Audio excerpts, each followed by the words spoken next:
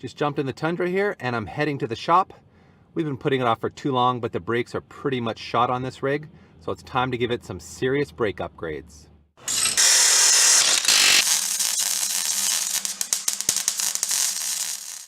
So we've got a new set of DBA rotors for all four corners on our Tundra.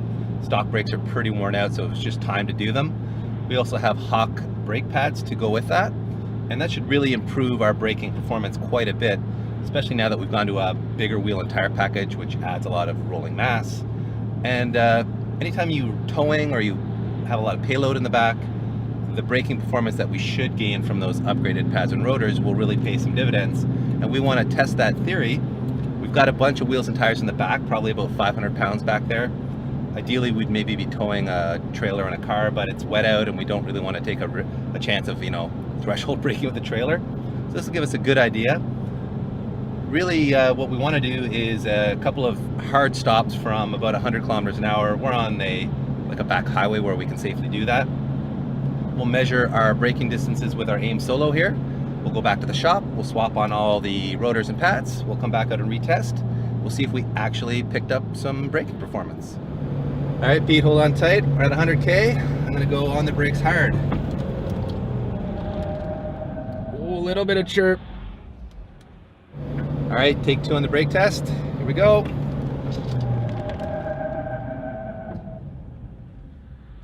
All right, and we're at stop. I should mention that on the AIM Solo, we won't be able to tell you our braking distances right now. It's set up in autocross mode, but it's recording all the data, so I'll have to go back to my laptop later and analyze the data.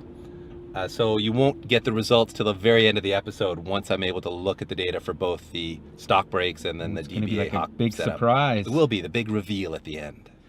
Time to get to work installing our DBA 4x4 Survival Series rotors. These are their 4000 series T3s, and as you can see, we've got these Hawk SD Super Duty truck pads, and we've also got Peter working on the rear brakes already, which are squeaking like crazy. I don't know if you noticed when I was backing it in here, the brakes were squeaking nicely. They were, and of course we're dealing with more rust issues. Yeah, rust. It's kind of the story of your life, isn't it? No seized bolts yet, PT? Well, not yet, but this one requires the big boy bar, The big breaker bar came out, and as you can see, these rear rotors are in pretty terrible condition. Oh, see, the moaning and groaning. Oh, there it goes. Jesus. Oh. You can tell these have never been off. Yeah.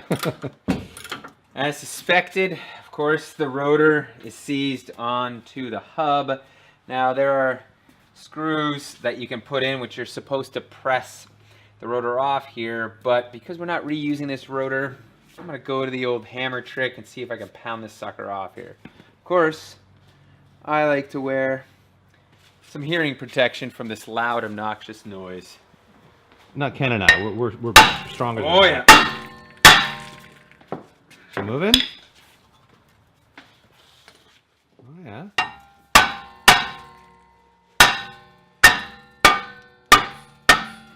You win yet, Pete? What's going on? Oh, man.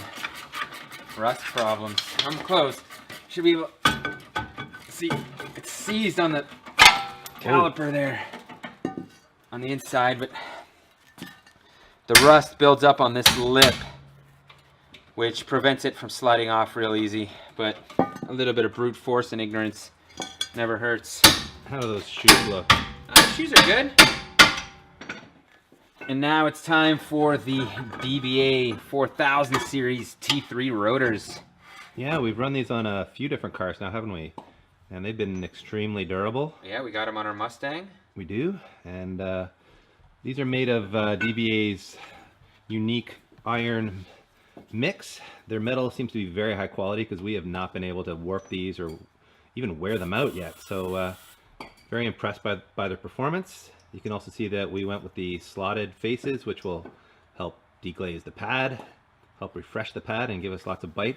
Before I go putting anything back together, as you can see, the slider pin is rusted and we've got very little movement back and forth, so this all needs to be cleaned and lubed up so we have proper contact on both sides when we push on the brake pedal. I should also mention about the rotors that they have their thermal markings on the sides, which means, you know, if we're Right over here. towing through the Rocky Mountains or something and we think we're getting brake fade, we could literally check these colors, and if they've changed color, we'll know that we're overheating the brakes. So that's kind of a cool feature.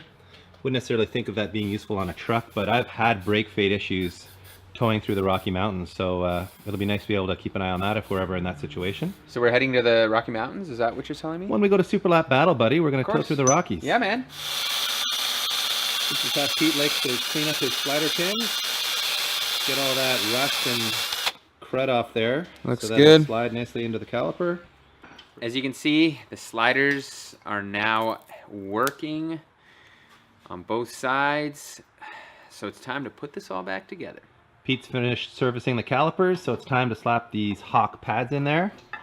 These are their Super Duty pads, as we mentioned before, and they are Super Duty. Super Duty. They are actually originally designed for like military application and fleet vehicles that see serious payloads, but they're also really good for towing, which is what we're doing. So they're made of a special ferrocarbon compound that is extremely fade resistant and can take the heat extremely well too, and will have a lot more bite, much higher coefficient of friction. So this truck's going to be stopping a lot better just by virtue of the pad's friction material. Made into these rotors, I think we're going to have a lot more stopping power, a lot more fade resistance. It's really never a bad idea to adjust the parking brake, and that's done through this little service hole here.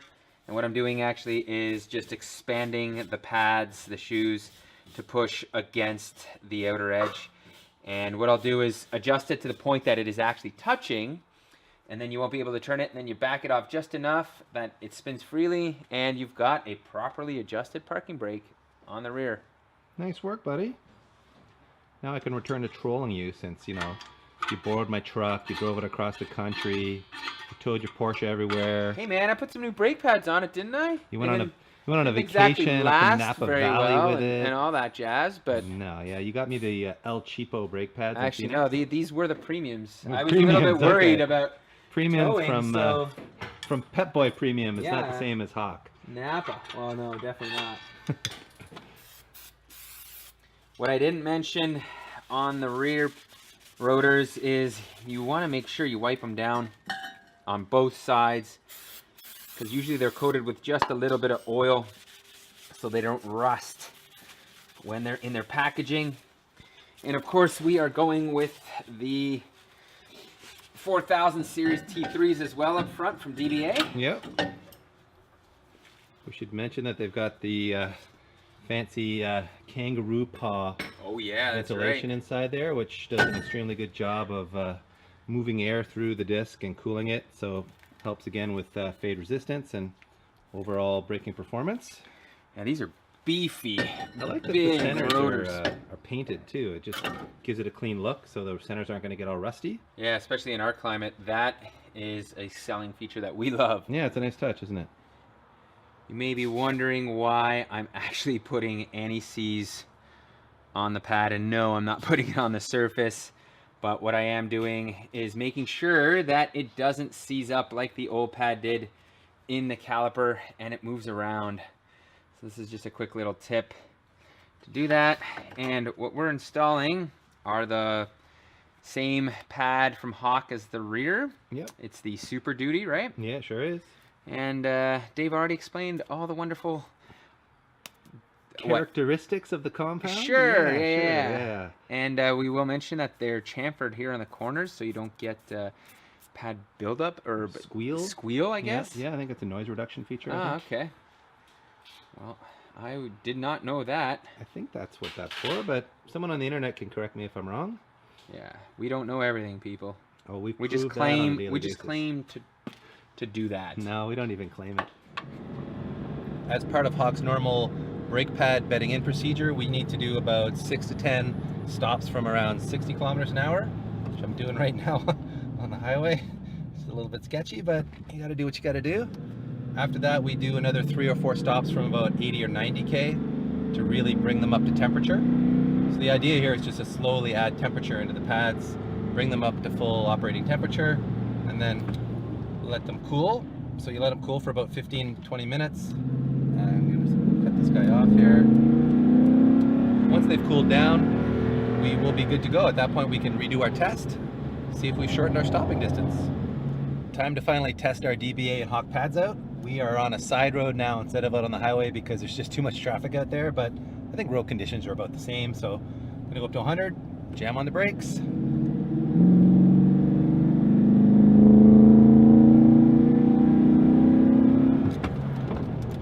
Oh my God. Whoa. Whoa. Man. That's some brakes right there, boy. All right. I don't need no Yeah, the data doesn't even data matter. to That tell was me. like half the distance. Holy smokes. Wow, that is a huge difference. You know, that isn't just going to come in handy when we're towing. That's going to come in handy anytime you're in like an emergency situation. Like with all the stop and go traffic where we live, how often are you in these like highway situations where all of a sudden, wow, that is like way faster. That honestly is like half the distance. It feels like it. You can tell the bite is just, Massive.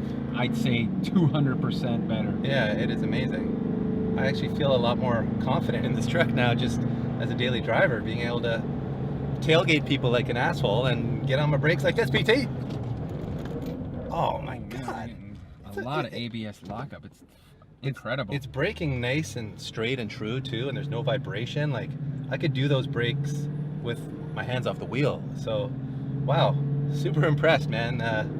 This is definitely a big upgrade, and I think when I go and look at the data, we'll be able to show you the numbers, and you will see a big improvement. Speaking of, let's do that. We're back at the shop, and I've downloaded all that AM Sola data, and we can see that our stock brake stopping distances was about 75 meters, or about 245 feet for our American friends. And after we swapped on the DBAs and the Hawk pads, that came down to an amazing 50 meters, or 165 feet. So an 80-foot difference, or a 25-meter difference in stopping distance, which is a huge amount. That's massive. That's like 2 truck and trailer combo space between those 2 stopping distances, which means, considering we didn't do like a huge brake upgrade, just pads and rotors, that's pads and rotors. incredible. That is an amazing difference. That wraps up this episode on the Toyota Tundra.